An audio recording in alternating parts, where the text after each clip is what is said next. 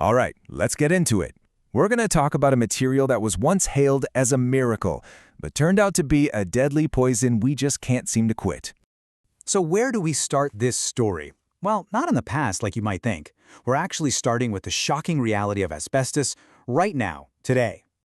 The answer to this is, it's just devastating. And it has everything to do with the toxic dust that blanketed Lower Manhattan when the World Trade Center towers came crashing down. That number, 6,781. As of December 2023, that's how many people have died from illnesses linked to that toxic dust.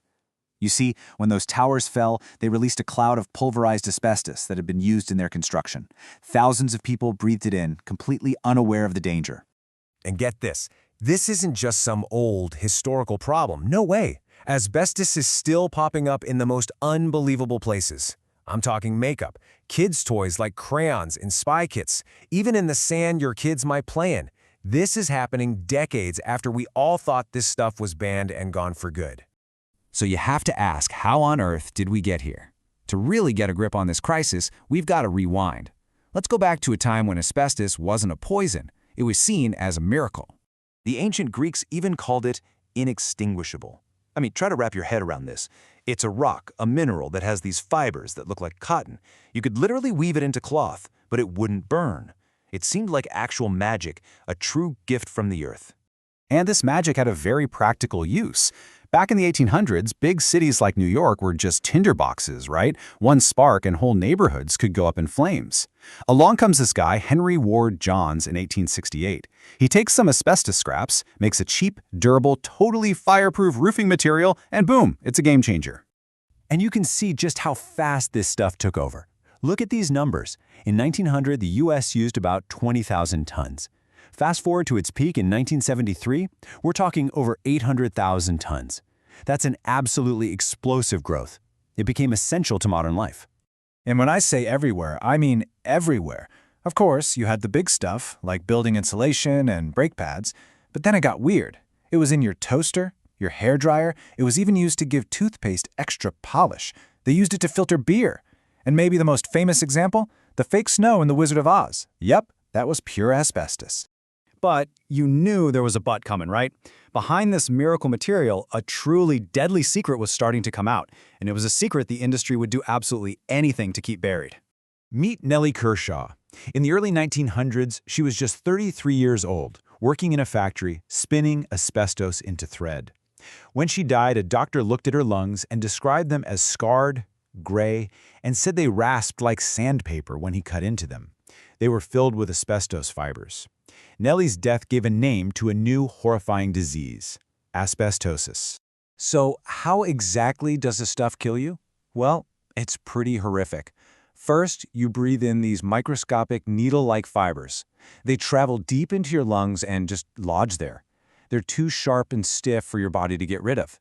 Then, your body's defense system kicks in.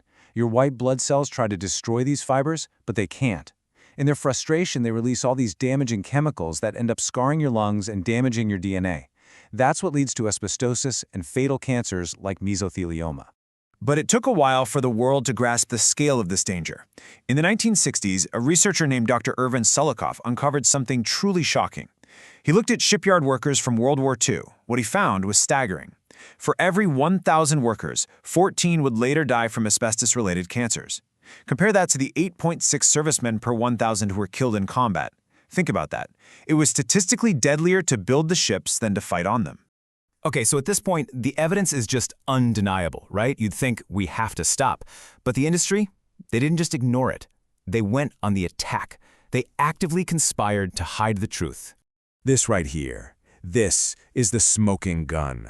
A quote from Vandiver Brown, an attorney for the biggest asbestos company, Johns Manville, back in 1935. I think the less said about asbestos, the better off we are. This came from their own internal documents, revealing the start of a deliberate, calculated conspiracy of silence. And it gets worse. These companies would fund scientific research. But here was the catch. They demanded final say on the results. If a study found a link between their product and, say, cancer, they'd step in. Here's that same lawyer again. It would be a good idea to review the manuscript for any objectionable matter. They literally edited science to hide the danger. This is maybe the most heartbreaking part. A Johns Millville medical official later testified that up until 1971, the company had a policy of not telling workers if their own physicals showed they were sick with asbestosis. They knew their people were dying, and they said nothing. And just in case you think this was some kind of oversight or negligence, listen to this. This is from sworn testimony, recalling a conversation from the 40s. Someone asked the president of Johns Manville, "Do you mean to tell me you would let them work until they drop dead?" His response? "Yes, we save a lot of money that way. It wasn't an accident. It was a business model." So that brings us to the modern era. How does this legacy of lies and corporate greed allow this crisis to just keep going? You would think, with everything we now know, that this stuff would be completely banned, right? Well, you'd be wrong. The EPA actually tried to ban most asbestos back in 1989. What happened? The industry sued them and won. The ban was overturned on a technicality. And to this day, asbestos is still not fully banned in the US. And here is a huge, gaping loophole that allows this to continue. See, the law has a very specific commercial definition of asbestos. It only covers 6 specific types of minerals. But there are other fibrous minerals that are chemically almost identical, just as dangerous, but because they aren't on that list, they don't legally count as asbestos. It's a lawyer's definition, not a doctor's. And believe me, your lungs do not care about the legal definitions. And this is how we end up right back where we started, at 9/11. The EPA went out and declared the air safe to breathe. But guess what? The testing method they used was known to be incapable of detecting the smallest and most dangerous asbestos fibers. Other researchers who used better methods found dangerous levels, but their results were suppressed. It was a complete public health disaster built on a foundation of regulatory failure. And this isn't just a US problem. Globally, the crisis is still raging. That number, 2.8 million, that's how many people are estimated to die from asbestos-related causes by 2035. Why?